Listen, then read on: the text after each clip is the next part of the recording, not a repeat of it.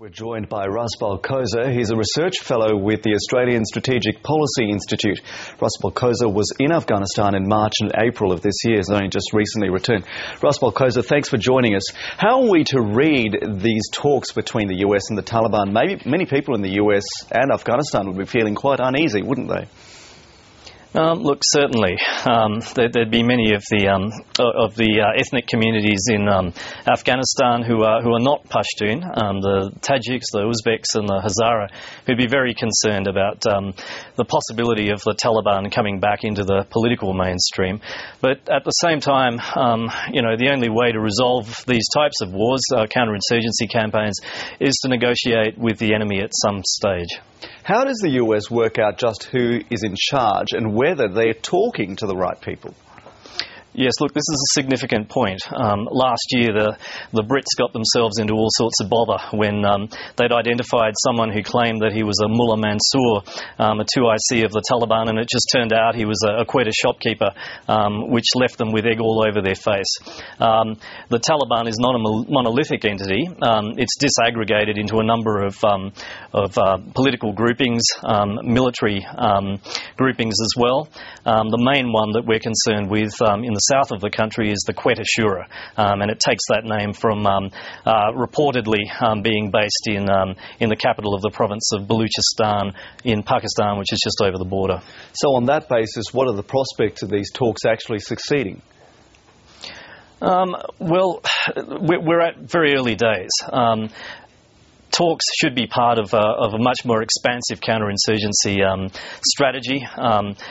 General Petraeus devised the Anaconda strategy, which has a number of civilian and military elements, and part of it, of course, is supporting an Afghan government-led reconciliation process. The UN Security Council recently split the sanctions regime against the Taliban and Al-Qaeda. How far will that go in bringing the Taliban to the table and keeping them there? Look, this is a pretty major development. I mean, there's been reports of talks that have been going on now for a couple of years, usually facilitated by third parties. But the fact that the UN is actually splitting the sanctions blacklist between Al-Qaeda and the Taliban is significant to the extent that it gives the Taliban some sort of incentive, if you like, to participate in these talks. But it also allows them to travel unimpeded. A lot of the rhetoric in the US at the moment in this pre-election sort of atmosphere is about where they go with Afghanistan. How does it all end? How much of a result do you see this having in the immediate future? Look, as Secretary Gates has said, he can't see these talks making any sort of headway until the northern winter. We're going to experience at least another fighting season to degrade the Taliban to the extent that it is forced to come to the negotiating table. It is, some months or possibly a couple of years before the Afghan National Army can actually be raised to the extent that it can take on the Taliban by itself. This is a transition process. This is the critical path. It's raising the Afghan National Security Forces to actually take on the task of securing all 34 provinces by themselves.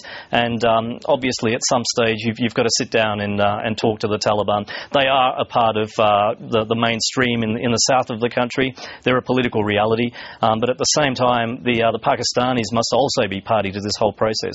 Right, Raspal Khosa, we'll get a talk all night, I'm sure, but we'll leave it there for now. Thank you. My pleasure.